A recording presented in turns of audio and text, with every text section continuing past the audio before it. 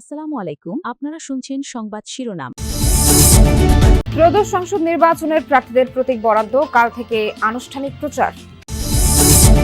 তারেক রহমানের সফর ঘিরে সিলেটে উৎসবের আমেজ, কাল আলিয়া মাদ্রাসা মাঠে সমাবেশের মধ্য দিয়ে শুরু করবেন নির্বাচনী প্রচার। কুমিল্লায় প্রকাশ্যে কিশোর গ্যাং ও সন্ত্রাসীদের অস্ত্রের মহড়া, জনমনে আতঙ্ক, নির্বাচনে নিরাপত্তা নিয়ে শঙ্কা। রংপুর মেডিকেলে ইন্টার্ন চিকিৎসকদের ধর্মঘটে, সকাল থেকে রোগী ভোগান্তি, হামলাকারীদের গ্রেফতার ও নিরাপত্তা নিশ্চিতের দাবি আন্দোলনকারীদের। এতক্ষণ শুনছিলেন সংবাদ শিরোনাম, এখন শুনবেন বিস্তারিত। প্রতীক বরাদ্দের পর সার্বিক নির্বাচনী পরিবেশের খবর জানাতে যুক্ত হচ্ছেন আমাদের সহকর্মীরা। প্রথমে যাচ্ছে রাজশাহীতে। তারেক, প্রতীক বরাদ্দ তো শেষ হয়েছে, নির্বাচনী পরিবেশ নিয়ে প্রার্থীরা কি বলছেন, তারা কতটুকু শুনছেন? তো নির্বাচনী পরিবেশ নিয়ে প্রার্থীরা এখন পর্যন্ত অনেকটা সন্তুষ্ট, তবে দু একজন প্রার্থী তারা লেভেল প্লেইং ফিল্ডের বিষয়ে কিন্তু তারা জানিয়েছে এবং প্রশাসন যেন সঠিকভাবে লেভেল প্লেইং ফিল্ড মেনটেন করে নির্বাচন কমিশনের পক্ষ থেকে জেলা রিটার্নিং কর্মকর্তার কাছে তারা তেমনটি জানিয়েছেন। এবং আমি সকাল থেকে দেখতে পাচ্ছি যে রাজশাহীর যে 6টি আসনে সকাল 10টার পরে আসলে 29 জন প্রার্থী প্রত্যেকে দলীয় এবং পছন্দ সহিত প্রতীক বরাদ্দ কিন্তু পেয়েছেন। প্রত্যেকের হাতে নিজ নিজ প্রতীক তুলে দিয়েছেন জেলা রিটার্নিং কর্মকর্তা। এবং সকাল 10টা থেকে আসলে রাজশাহী জেলা প্রশাসকের কার্যালয়ে রিটার্নিং কর্মকর্তার কিন্তু নির্বাচনে যে জেলা রিটার্নিং কর্মকর্তা জেলা প্রশাসকের কার্যালয়ে সকল প্রার্থীদের তাদের প্রতিনিধিদের যে উপস্থিতিতে এই প্রতীক বরাদ্দ যে কার্যক্রম সেটি শেষ হয়েছে। এ সময় আমরা যতটুকু দেখেছি যে রিটার্নিং কর্মকর্তা, সহকারী রিটার্নিং কর্মকর্তা এবং অফিসাররা, আইনশৃঙ্খলা বাহিনীর সদস্যরা সকলেই উপস্থিত ছিলেন। প্রতিটি প্রার্থীর যে বিষয়ে তারা কমিশনের পক্ষ থেকে নির্বাচনের যে আচরণবিধি সেগুলো কিন্তু উপস্থাপন করা হয় এবং নির্বাচনে আচরণবিধিতে প্রার্থীরা কি করতে পারবেন কি করতে পারবেন না, এবং যদি কেউ নির্বাচনী আচরণ ভঙ্গ করে তাদের বিরুদ্ধে যে ব্যবস্থা নেওয়ার বিষয়টি সেটিও কিন্তু রিটার্নিং কর্মকর্তার পক্ষ থেকে জানানো হয়েছে। এবং প্রার্থীরা ব্যানার, ফেস্টুন সহ মিটিং সমাবেশ নিয়ে রিটার্নিং কর্মকর্তাদের সাথে কিন্তু বিস্তারিত আলোচনাও করেছেন।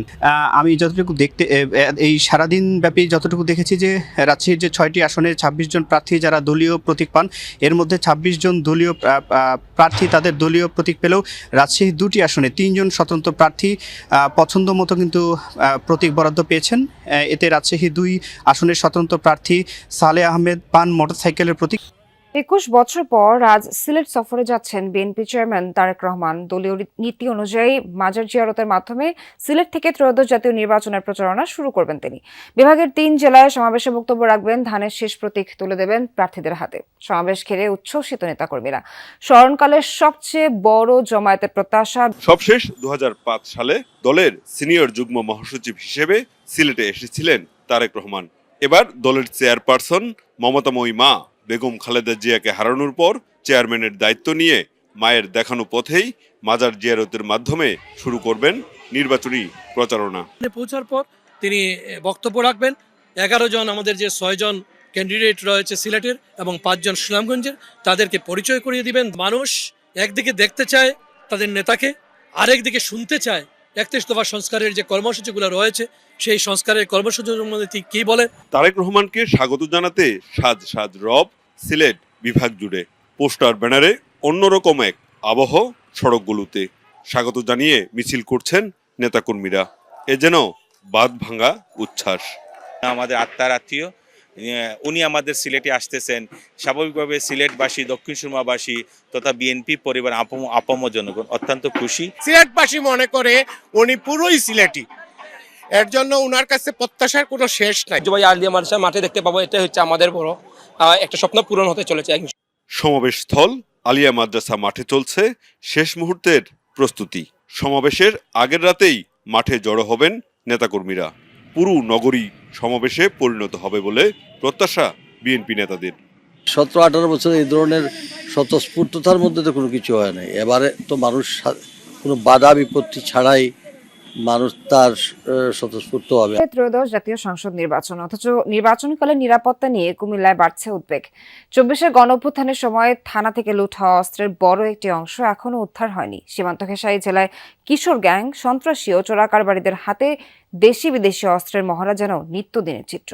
প্রশ্ন উঠছে, এমন পরিস্থিতিতে কতটা নিরাপদ হবে ভোটের মাঠ? ২০ সালের ৫ আগস্ট গণঅভ্যুত্থানে কুমিল্লার একাধিক থানা ও পুলিশ ফাঁড়িতে হামলা হয়। সেই সময় লুট হয়ে যায় বিপুল সংখ্যক আগ্নেয়াস্ত্র ও গুলি। বছর পেরোলেও পুলিশের লুট হওয়া সব অস্ত্র উদ্ধার হয়নি এখনো। একথা স্বীকারও করেছেন কর্মকর্তারা। তবে নির্বাচনের আগে নতুন করে দেশে যেন অস্ত্র ঢুকতে না পারে সে ব্যাপারে সতর্ক অবস্থানে বিজিবি। লুণ্ঠিত অস্ত্রের মোটামুটি 90% মতো আমরা উদ্ধার করতে সমর্থ হয়েছি। বাকিগুলো আমরা আশা করছি নির্বাচন আগে উদ্ধার করতে সমর্থ হব। নতুন করে যদি অস্ত্র বাংলাদেশে যাতে আসতে না পারে এবং ইতিমধ্যে যদি কোনো অস্ত্র বিভিন্ন জায়গায় থাকে সেটাও কিন্তু আমরা সীমান্তবর্তী এলাকাতে আমরা কন্টিনিউয়াস অপারেশন করে ধরার ব্যবস্থা করছি। নিরাপত্তা বিশ্লেষকদের মতে উদ্ধার না হওয়া এসব অস্ত্র এখন সন্ত্রাসী ও অপরাধী চক্রের হাতেই রয়েছে। সীমান্ত এলাকা হওয়ায় ভারত, মিয়ানমার সহ বিভিন্ন দেশের অস্ত্র পাচারের ঝুঁকিও রয়েছে কুমিল্লায়। মাঝে মধ্যে উদ্ধারও হচ্ছে বিদেশি পিস্তল, রিভলভার ও গুলি। নির্বাচনের আগে লুট হওয়া সব অস্ত্র উদ্ধার এবং অবৈধ অস্ত্রের বিরুদ্ধে বিশেষ অভিযান ছাড়া নিরাপদ নির্বাচন নিশ্চিত করা কঠিন হবে বলে মনে করছেন তারা। এই যে অস্ত্র যারা লুট করেছে, যারা অস্ত্রের ব্যবসা করে, তাদের নির্দিষ্ট কোনো রাজনৈতিক পরিচয় নেই। তারা যখন যার হয়ে অস্ত্রটি ব্যবহার করতে পারে তারা তখন সেই রাজনৈতিক দলের কর্মী হয়ে যায়। XYZ কারো না কারোর কাছে আছি, দেশের বাইরে কিন্তু যায়নি। সেই অস্ত্রগুলি যদি উদ্ধার না করা হয় তাহলে নির্বাচনের পূর্ব থেকেই কিন্তু অস্ত্রগুলি ব্যবহার শুরু হবে। ইন্টার্ন চিকিৎসকদের মারধরের অভিযোগে অনির্দিষ্টকালের জন্য ধর্মঘট কর্মসূচি শুরু করেছেন রংপুর মেডিকেল কলেজ হাসপাতালের ইন্টার্ন চিকিৎসকরা। এ বিষয়ে আরো জানাতে যুক্ত হচ্ছেন।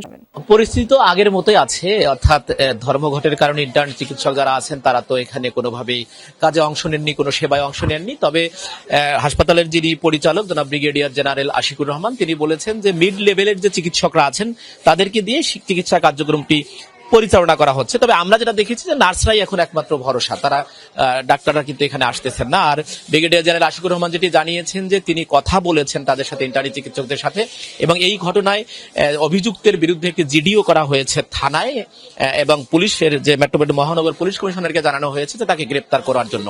তার ভাষাটা ছিল এরকম, যতক্ষণ গ্রেপ্তার সাপেক্ষেই ইন্টার্নি চিকিৎসকরা তাদের ধর্মঘট তুলে নেবে এবং ফিরবেন। কিন্তু পরিস্থিতিটি হয়েছে, যদি আমরা আপনাদেরকে একটুখানি ফুটেজে দেখাতে পারি, এমনিতেই তো ধরেন ধারণ ক্ষমতার থেকে প্রায় 1.5 গুণেরও বেশি রোগী সেবা নেন এই উত্তরের এই জায়গাটিতে। এখন যেটি পরিস্থিতি এসেছে যে ইন্টার্নি চিকিৎসকরা না থাকার কারণে নার্সরাই একমাত্র ভরসার দিকে আছেন এবং যারা ভোগান্তিতে পড়েছেন যেসব মানুষ তারা কিন্তু খুবই গোসা এবং তারা খুবই ক্ষুব্ধ এবং অনেকেই বলছেন যে এই মারধরের বিষয়টি অনেক সময় ক্ষোভ থেকেও চলে আসে।